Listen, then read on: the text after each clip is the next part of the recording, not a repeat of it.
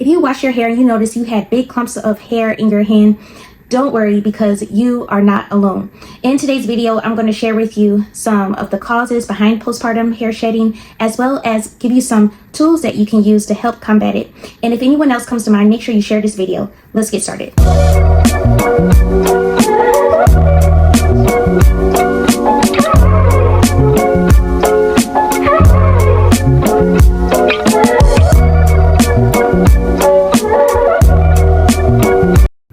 So what exactly causes postpartum hair loss? Well, during your pregnancy, everything is going to a high, like your estrogen, all of your hormones has to increase in order to support your baby.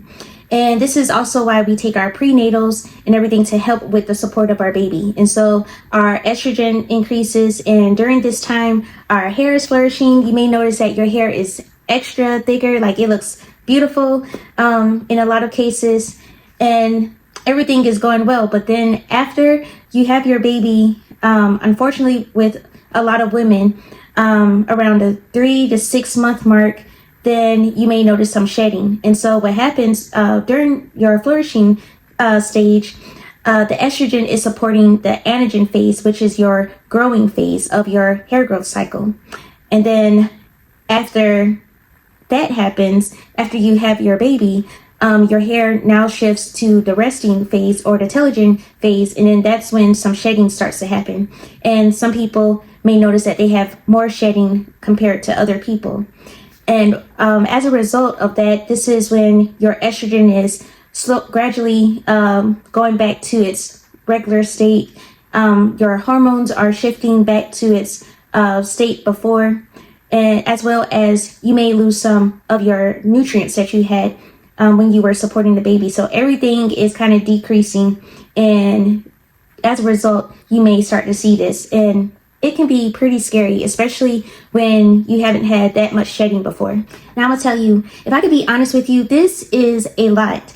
And I'm gonna tell you why this is so emotional and why I can't relate to it. So, you're adjusting to, your new body, you're adjusting to a baby, and you're adjusting to being a mom, especially being a first-time mom for myself. But for all of you that may have like several children and experiences, of course, you've always been a mom, but your hair is still a part of you. So losing that is a lot.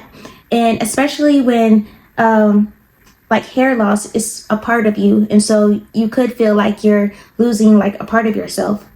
And if I could be like completely honest, I know when I was pregnant, I was taking care of my hair and everything, still taking care of my hair.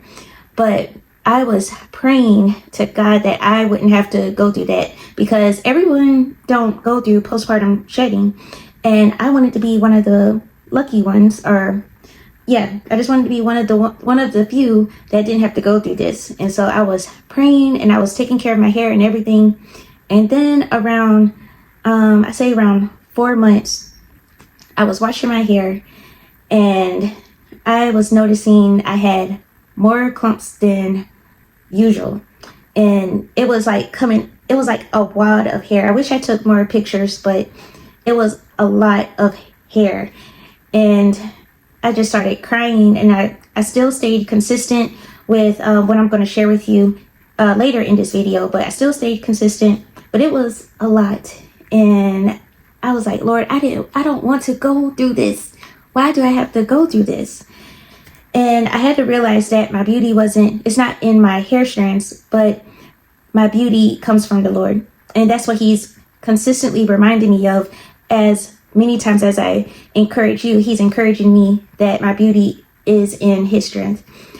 And then also what came to mind is that if I didn't go through this, then I wouldn't be able to continue to show you that my hair products actually work. And so it was kind of funny, but it's just awesome to see how God works through things. He's like, well, you kind of have to go through it so you could show that your product does work. And so I'm grateful for it all.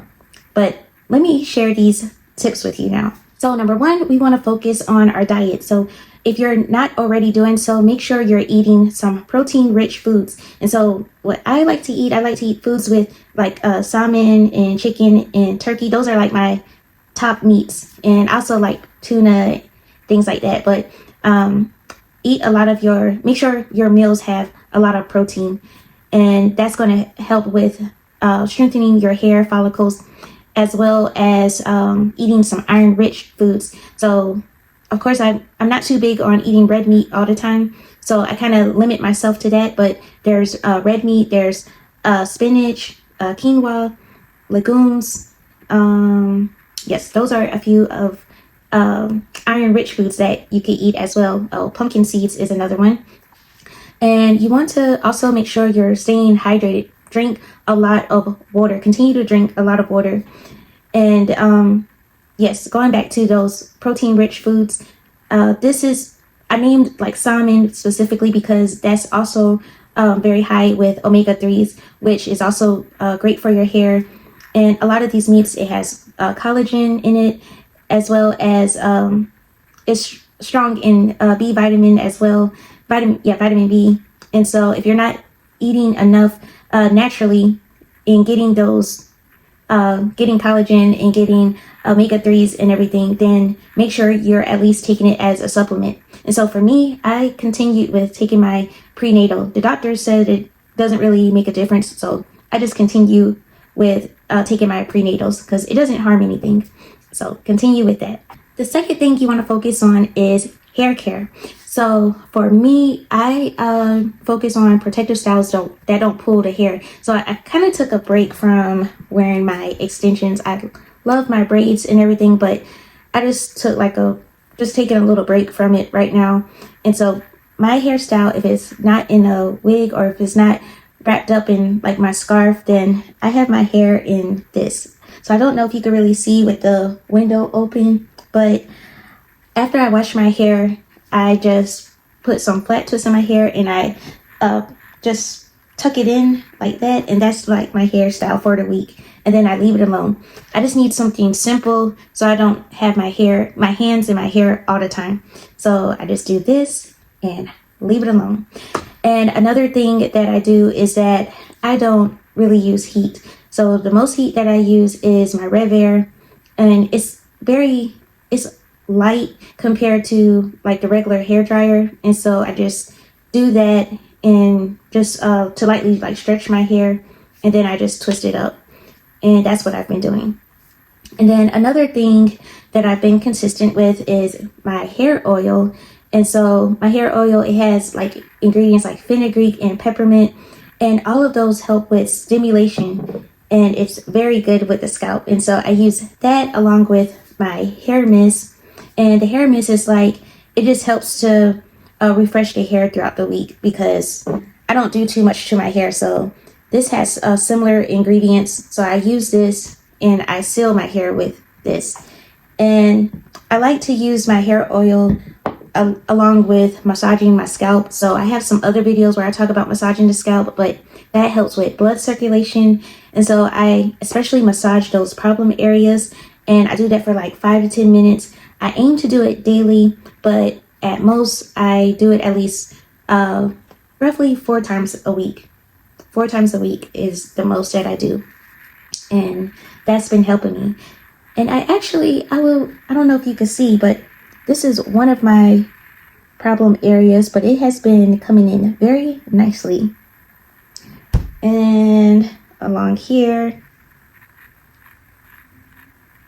So it has been coming in a lot. And I'll make sure to share my picture of like how my hair was before. But I know when I went to my hairdresser, she actually didn't notice a difference. Like she said that my hair looks great. And so that was good, that I actually didn't experience too much hair shedding. It was just a little bit around the edges, but she said that my hair was still like thick and healthy, and she could still see that I'm retaining my length, and so that's all good. And so continue with like finding a lightweight oil to do your massages with, and keeping your hair moisturized, and keep it tucked in out of your hands, and it's going to grow back. Another thing that I did and that I'm still doing is onion juice. Onion juice, it stinks. There's no way around it. It stinks, but it really works with with your hair, as well as green tea is another one. Green tea rinses. So I only put that in my hair for like no more than like 5 minutes, and then I rinse it out because it's very strong to the point that your hair could be like kind of dry after it. So you have to do a conditioner, but it's really good for the hair as well, and it will help treat those areas. And finally, we want to work on our stress. Having a baby is a lot, in making those new changes in your home and to your life it's a big journey.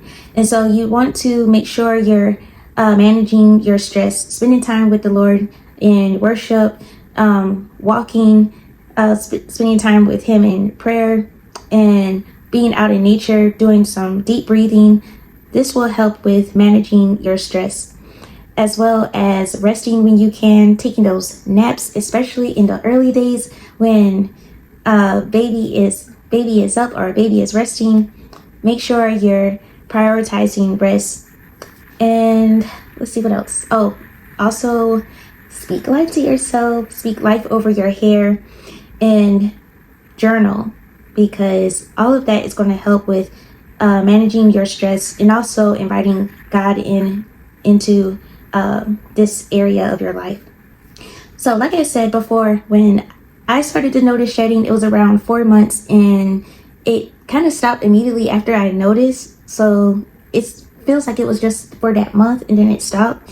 So I encourage you to do these things so you don't have to experience like I did, and maybe you could avoid everything sooner than I did if you go ahead and continue with those habits now. I know if shedding becomes excessive and you feel like, hey, I did all these things and I'm still not seeing any changes, then you need to also get some help as well. And so especially if you're noticing that you still having hormone imbalances, you may have like a thyroid issue, or you may need to go to the doctor to check your iron levels, because if you're anemic or something, then that could also be affecting your hair as well. So once again, let me just remind you that this is just for a short season, is not for life, and this too will come to pass, because I can say as a living witness that it has come to pass for me, and I know it will come to pass for you, because God loves all of us and he cares so much for his daughters. And so what else I have to encourage you with is, if you want to get yourself a bottle of my Flourishing hair oil and my hair mist to carry for your journey, then I will have the link below for you to grab a hold of those. I also have a Proverbs 31 guide. It's an ebook, and it involves skincare as well as nutritional tips, but it also has a hair care section, and it goes into more depth with how to use the hair oil and everything. And also it has some recipes in there, so we could really speak life to our hair, along with speaking life with our hair.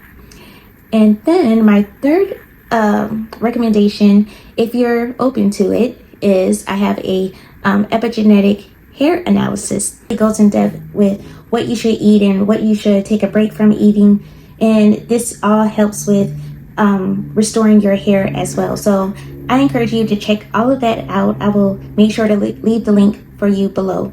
Until next time, I will talk to you later. Bye, beautiful.